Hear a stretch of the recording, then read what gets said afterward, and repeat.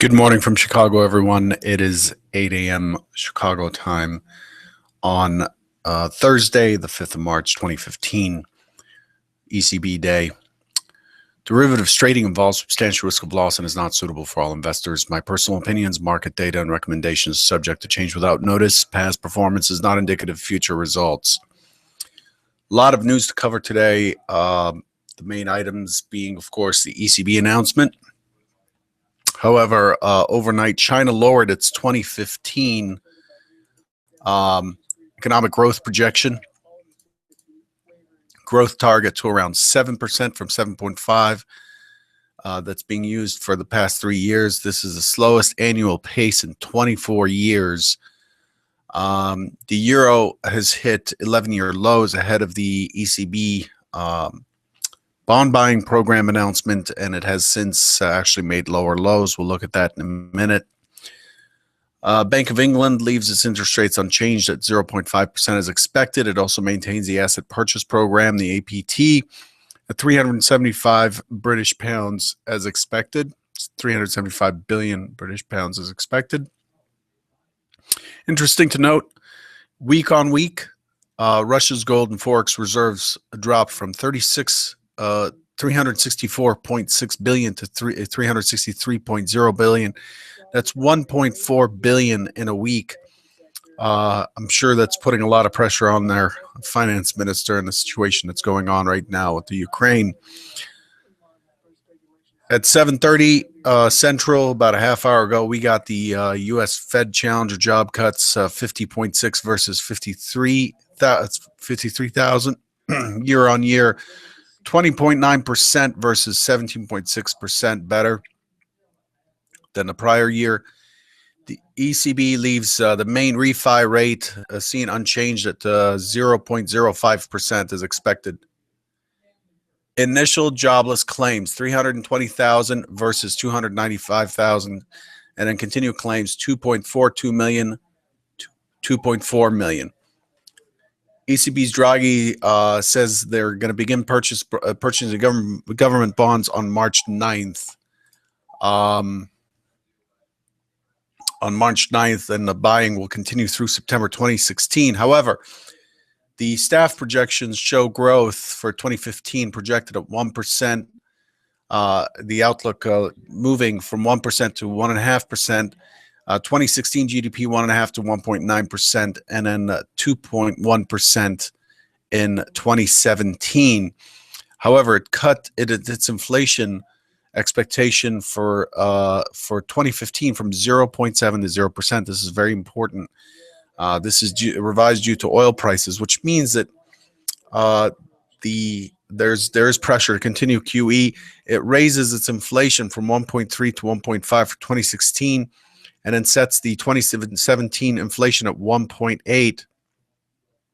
Now you look at 2017 being set at 1.8, it leads you to believe that since their inflation target's at 2%, it leads you to believe that they're going to have to continue this program through the end of 2017, not September 2016. So there's some conflicting information there, in my opinion. And then immediately after that, he said that they would continue the QE past September 2016 if necessary. They need to see sustained improvement on inflation, and it should be taken at face value. The euro moved to new lows. Current low in the euro futures is 110.09 in the March contract. And then finally, at looking ahead today at 9 Central, there are 3 events. Half hour after the open, Fed's Williams speaks on economic outlook in Honolulu. We have factory orders at negative 0.5%. And then a possible revision to durable goods data is expected to come out at 9 o'clock as well. And then we have natural gas at 9:30, 10:30 Eastern. That was a lot to cover for news. So let's switch gears here and look at the technical picture. Yesterday's trading was really a picture perfect picture perfect play how the auction works. Yesterday's prediction, or the key trading idea for yesterday, was responsive buying on the open. Expected responsive buying into 101.50, which was the overnight LVN, and the prior day's LVN right here, 101.50, and then expected selling to push and get us through the prior day's low at 95.50 to 2091.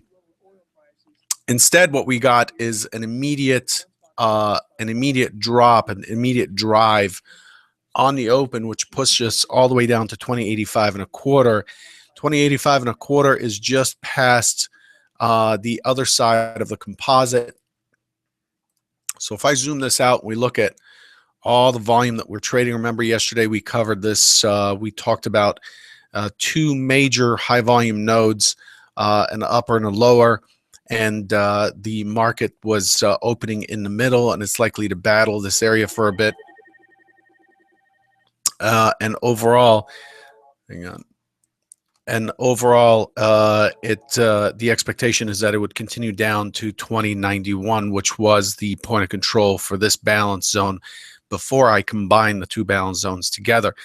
And so you see the peak here is at 2091, and what it did is it pushed to the other side. It pushed through the prior high at 2088.75, and held at 85 and a quarter. There was a beautiful taper on the low. This is what an orderly low looks like. You look at the volume here, and as the market explores lower prices and looks for buyers, you find that the selling gets shut off gradually. This is what we call a secure low. It's not an excess low, just a secure low. An excess low is one. We had an excess low just recently. This is an excess low right here where there's just no volume whatsoever.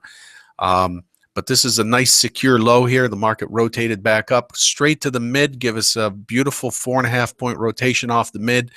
And then once it took out the mid, the stance changed to potentially pushing through into the opening swing.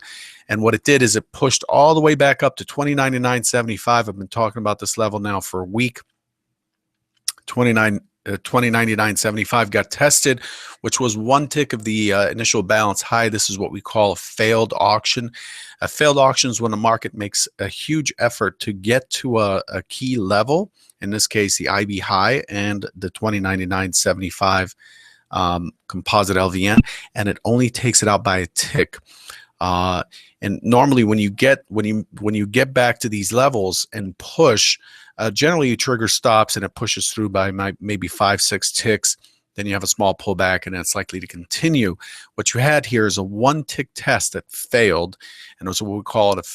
That's what we call a failed auction for a 3.75 point rotation, and then from there on out, the market held the mid. You could see an exact test of the mid here again. I love these mid trades. 2092.50.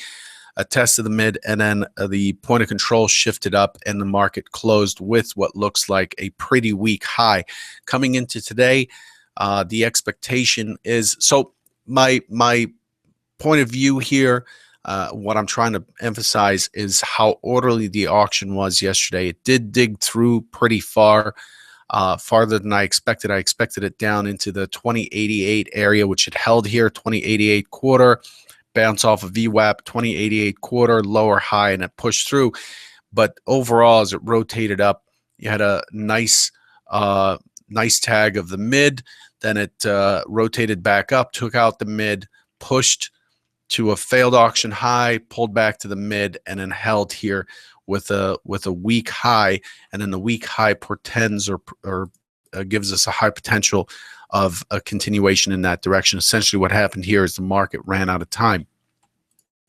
When we look at the overnight session, we could see here that the market opened, and then it just immediately took a bid side, pulled back to the mid, and it just held that side all morning, and it finally pushed through here with the ECB and initial claims announcements. Some pretty good volume going off right here, right at that, right before the number got announced. So Overall, the overnight profile is fairly balanced with a weak high. Again, there's a lot of volume right at the high price. We can look at that volume. You could see the volume here. Volume here goes from 2,656 contracts to just 173. There's no taper here. The expectations for this market to pull back into yesterday's range.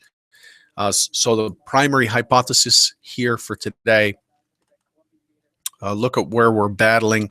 We're trading right up against that 2100, 2099, 75 area again, and we're battling that zone. So it's an interesting spot.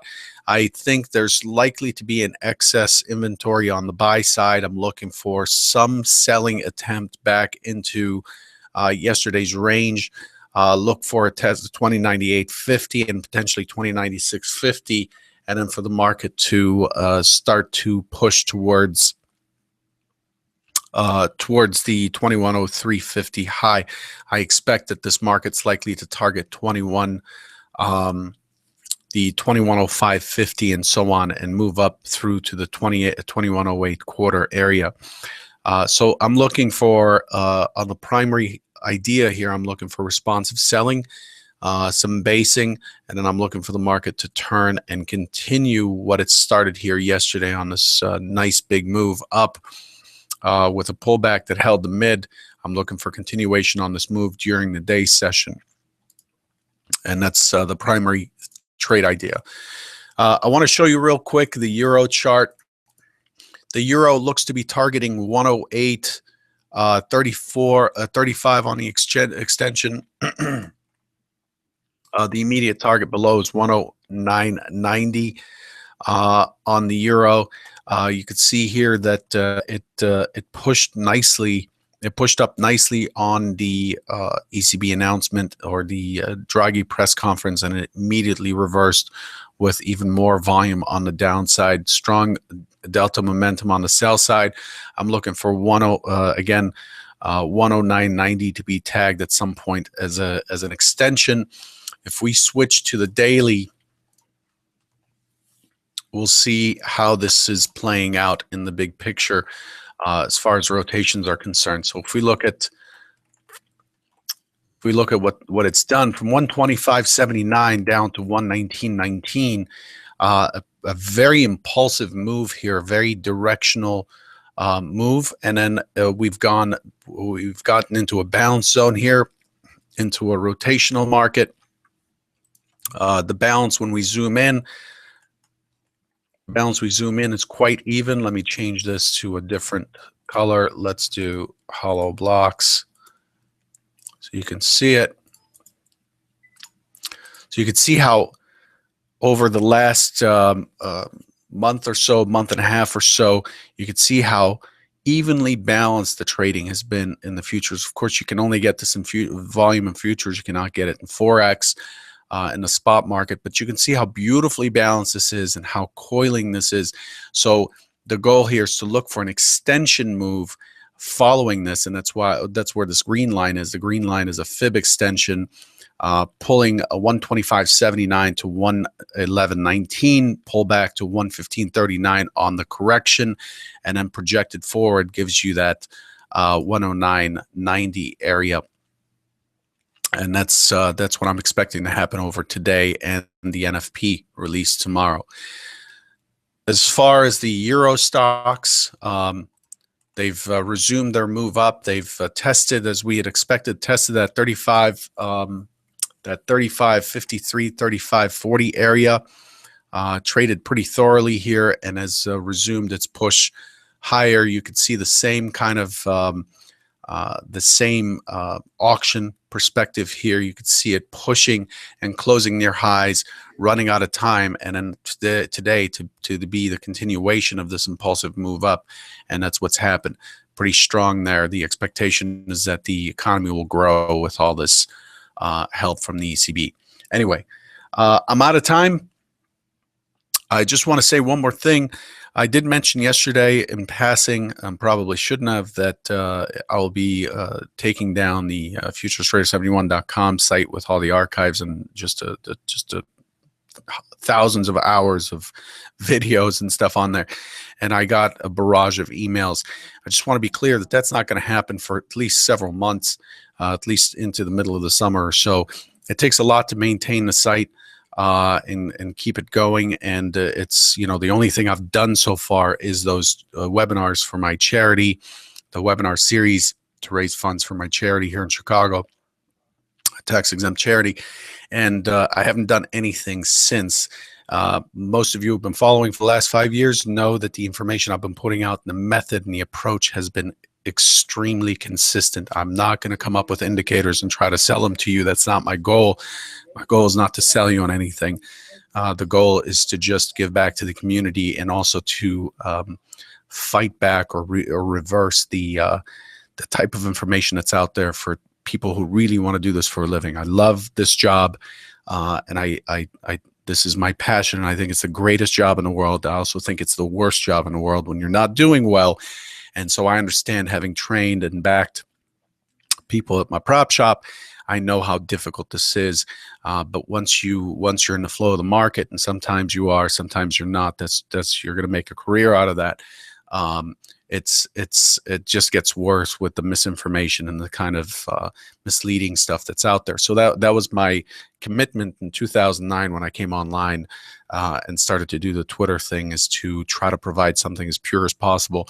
And it's been consistent, and those who have followed have witnessed that. And so the information is there, but it does take a lot to maintain, and it takes a lot for me to answer questions. And I have about 7,000 emails that I have not responded to and never will, but I've responded to about 8,000 more.